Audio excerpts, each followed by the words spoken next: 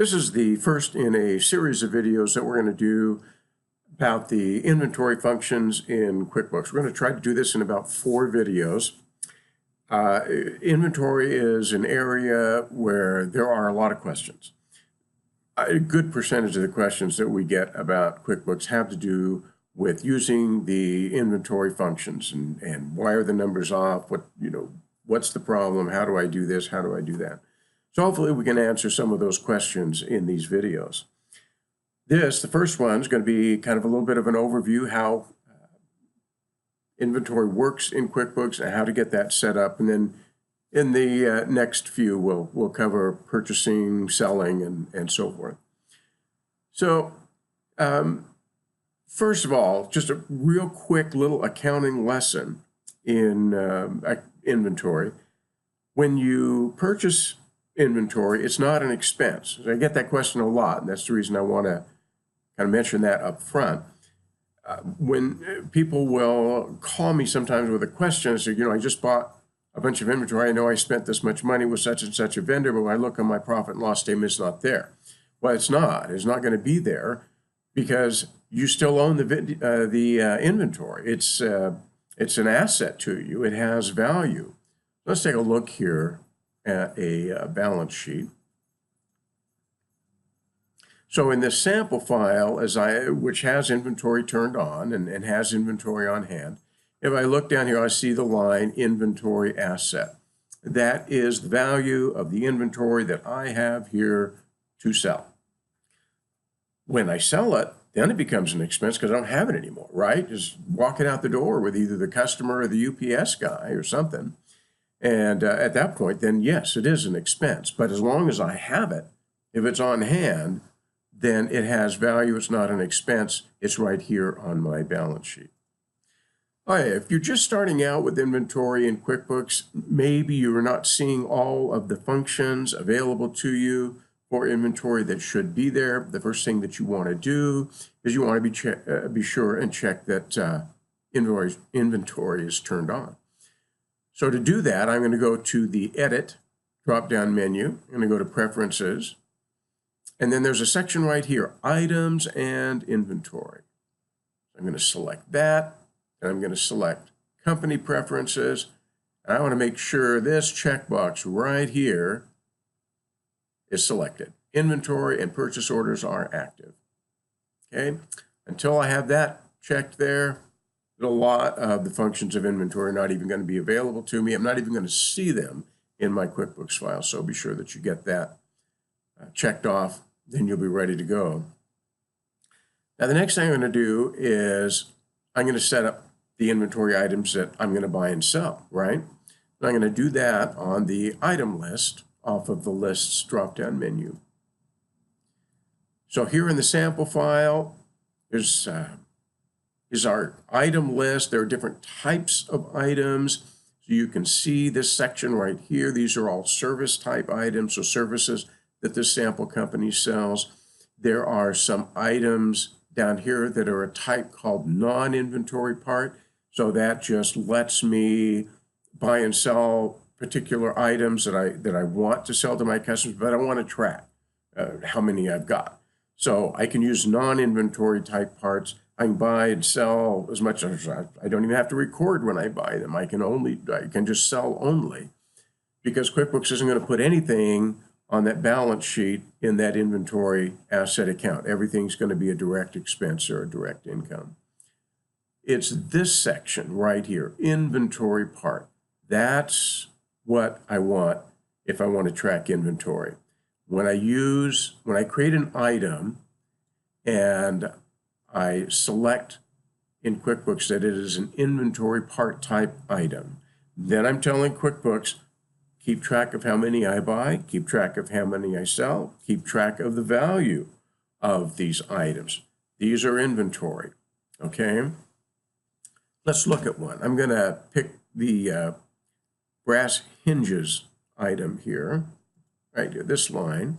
I'm going to double click on that, which will bring up the setup window. So again, to repeat, it is really important. I want to be sure that that inventory part, that is the type of item I'm using. Nothing else will make any difference if I don't get that right. Then I want a name for the item. In this case, I've used brass hinges. Now, a lot of people will use a number in there. If they're used to selecting parts and selling parts by number, they may make that the item name actually a number. And that's fine. That's for you. That's not normally what the customer sees. What the customer sees on something like a sales receipt or an invoice is the description down here. So description is standard interior brass hinge, and the item name is just brass hinges. And like I say, it could be a number, it could be anything. Item name is for you, item description is what's going to show to the customer. Once I have those selected, I have a cost field here. That's what I expect to pay when I purchase this to my vendors. Don't sweat that number too much. QuickBooks doesn't do any accounting with that number, so it doesn't matter. You can leave that number blank if you want to, and it won't really matter to QuickBooks, not at this point. Cost of goods sold account. So I want to pick something off my chart of accounts that is a cost of goods sold type of account. That's where the cost is going to go when I sell one of these brass hinges, okay? Preferred vendor, if I want to, that's optional. Sales price, most of the time you probably want a sales price. You can see the sample file here doesn't have one, but you might put one in there. That's what you're going to sell it for when when a customer buys one. Is it taxable? Is it not taxable? You can select that here.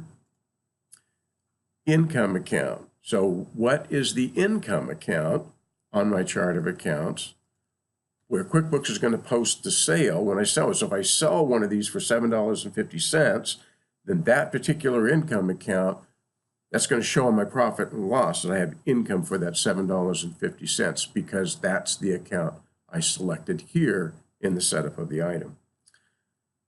There's a third account for inventory type items. That is asset account. This is that inventory asset line we were looking at on the balance sheet just a moment ago, that $30,683. If I buy brass hinges for $3 or $3.50, whatever I buy them for, I buy a bunch of brass hinges and bring those into inventory, this is the account. QuickBooks will add that dollar amount to the balance that I have in this inventory asset account to show that I have that value, that I have that inventory on hand. There's a couple of fields over here, on hand and average cost. I can click all I want to. As I'm clicking the mouse now on those, can't enter that field. I can't change those numbers. Those are set by QuickBooks. So, and that makes sense. QuickBooks is doing the math, right? So it's adding every time I buy some, and it's subtracting every time I sell some. From adding up all of those transactions, it knows that I should have 246 of these on hand. If that number is off by any kind of a significant margin at all, there's probably been an error made. So I know it sounds basic, but a lot of people miss the point that if I'm going to use inventory part type items, if I'm going to track inventory in QuickBooks, I really have to tell QuickBooks every time I buy one, every time I sell one. Otherwise, it doesn't know, and that number becomes meaningless. I can't take a shortcut and create a check for cost of goods sold expense here because I bought 20 brass hinges and I'm in a hurry. And if I do that, then my count is all off and my cost is all off as well, because that's what this field is. This is average cost. This is what QuickBooks uses to do the accounting. When I sell a brass, so even if I buy a brass hinge for $3.50, when I sell a brass hinge, QuickBooks is going to expense $3. Average cost is the way QuickBooks tracks the value of my inventory on hand. If I buy something, let's say I buy a widget for $5, I buy a second widget, same item in QuickBooks for $10. As far as QuickBooks is concerned, I've got two widgets at $7.50 each, average cost. When I sell one of those widgets, QuickBooks is going to expense $7.50. That's why I cannot change this number. QuickBooks is doing the math for the entire history of my QuickBooks file as long as I have had that particular inventory item. And it averages up all those purchases and sales, or all those purchases, sorry, and that's the number that it comes up with. So if I have something that changes in cost a lot, that average cost can maybe become outdated and I'm not happy with the average anymore that QuickBooks is creating. It's too low, you know, if the cost is going up significantly on that item. I may stop using the item at some point and create a new one. Same item, but just create a brand new item in QuickBooks so that that average cost calculation starts all over again. Once I have that, then I have my item, and I'll be able to buy and sell that on the documents that I use in QuickBooks, like bills, checks, invoices, and so forth. We're going to cover that in other videos, but that's kind of a basic of how to get started with inventory in QuickBooks. So thanks for watching.